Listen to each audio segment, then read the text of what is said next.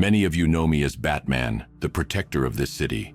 But behind the mask, I am a man who has faced loss, pain, and the darkest corners of the human soul. Through it all, I've found reasons to believe in something greater than myself. Belief in God is often a deeply personal journey. For me, it started with the loss of my parents. That tragedy shattered my world and left me questioning everything. Why did this happen? What is the purpose of such suffering? Over time, I began to see that amidst the pain, there were moments of grace, small acts of kindness, the unwavering support of Alfred, and the realization that my parents' legacy lived on through me. These experiences began to form the foundation of my belief in something greater. The foundation of belief. Let's start with the question of reliability. Is the Bible reliable? Critics often question the historicity of the gospel accounts. However, there's substantial evidence supporting their reliability. Internal consistency is a key factor. Despite claims of contradictions, the core messages align remarkably well with no internal contradictions. The Gospels tell a cohesive story of Jesus' life, death, and resurrection. This consistency is a testament to their reliability. The literary style of the Gospels is another important aspect. They are written with historical precision, not like myths or legends. The authors include specific details about people, places, and events, which adds to their credibility. Archaeology also supports the reliability of the Bible. Places like Bethlehem, Nazareth, and Jerusalem are real, verifiable locations. Archaeological discoveries have confirmed many details mentioned in the Gospels. Manuscript evidence is perhaps one of the most compelling aspects. Over 5,800 Greek manuscripts dating back to at least the 2nd century due to 38,289 quotes from the early church fathers who were quoting the New Testament between the 2nd and 4th century AD support the New Testament's accuracy. This wealth of manuscripts allows scholars to cross-check and verify the text's reliability. The historical Jesus. D.H. Fisher once said, "The burden of proof is always on the one who makes a claim, but also on the one who refutes or provides a counterclaim." The historical evidence for the resurrection of Jesus is compelling. Jesus' crucifixion is almost unanimously agreed upon by historians. Even skeptical scholars like John Dominic Crossan acknowledge it. The crucifixion is supported by multiple sources, including Roman historians like Tacitus and Jewish historians like Josephus. The burial of Jesus in a tomb is also well supported by multiple sources, including Paul and Mark. The fact that Jesus was buried in a known tomb adds credibility to the resurrection accounts. But what happened after the crucifixion?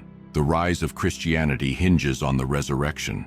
The early creeds and testimonies like those in 1 Corinthians 15 show that the belief in the resurrection emerged almost immediately after Jesus' death. The empty tomb is another significant piece of evidence. The fact that Jesus' body was never found is a strong argument in favor of the resurrection. The disciples' transformation from fearful followers to bold proclaimers of the resurrection also supports this claim. Group hallucinations can't explain the resurrection appearances. Psychologists like Dr. Gary Sibsey have found no evidence of group hallucinations in the scientific literature. The early followers of Jesus experienced something profound and life-changing: philosophical reflections. Belief in God isn't just about historical evidence, it's also a philosophical journey. The existence of moral values, the design of the universe, and the very concept of existence itself point to a higher power. Philosophers like Thomas Aquinas and William Lane Craig have argued for the existence of God through various philosophical arguments. The cosmological argument, the teleological argument, and the moral argument all provide compelling reasons to believe in God. The cosmological argument posits that everything that begins to exist has a cause. Since the universe began to exist, it must have a cause. This cause, argued by philosophers, is God. The teleological argument focuses on the design and order in the universe. The complexity and fine-tuning of the universe suggest a designer. This designer, argued by philosophers, is God. The moral argument states that if objective moral values exist, there must be a moral lawgiver. Since objective moral values do exist, there must be a moral lawgiver. This lawgiver, argued by philosophers, is God. Personal experiences.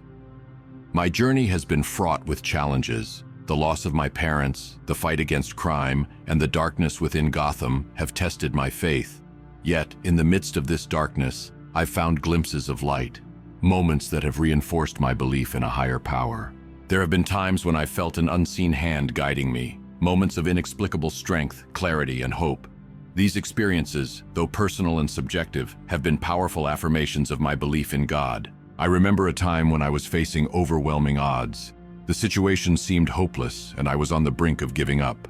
But in that moment of despair, I felt a surge of strength and determination. It was as if a higher power was guiding me, giving me the strength to continue. These experiences have been a source of comfort and strength. They remind me that I'm not alone in this fight, that there is a higher power watching over me, guiding me, and giving me the strength to continue. The impact of faith. Faith has not only given me strength, but also a moral compass. It has guided my actions and decisions. The belief in a just and loving God has shaped my code of conduct and my approach to justice. In a city like Gotham, where chaos and evil often seem to prevail, faith has been a beacon of hope.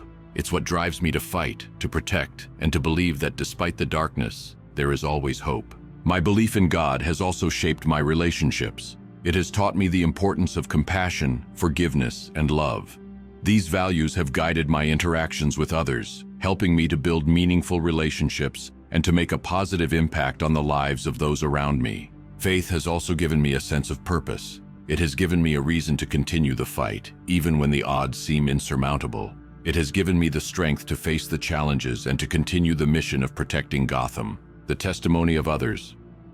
My belief in God isn't just based on my experiences. I've been inspired by the testimonies of others, people who have faced unimaginable odds and have found strength in their faith. Their stories have been a source of inspiration and affirmation.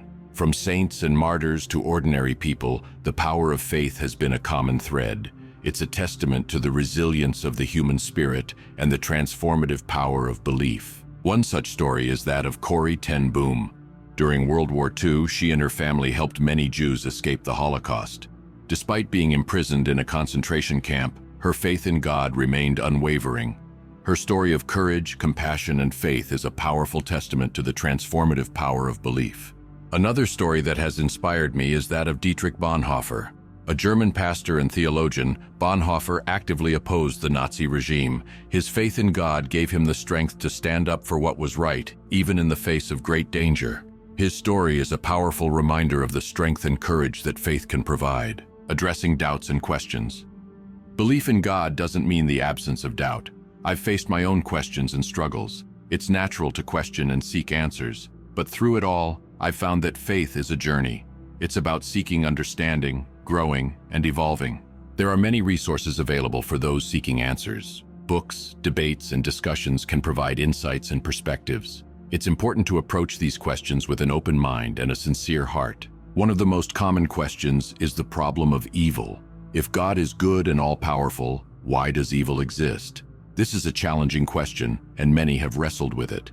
Philosophers like Alvin Plantinga have argued that free will is a necessary component of a meaningful and loving relationship with God. The existence of evil is a result of the misuse of free will. Another common question is the relationship between science and faith. Some believe that science and faith are incompatible, but I see them as complementary. Science seeks to understand the natural world, while faith seeks to understand the spiritual.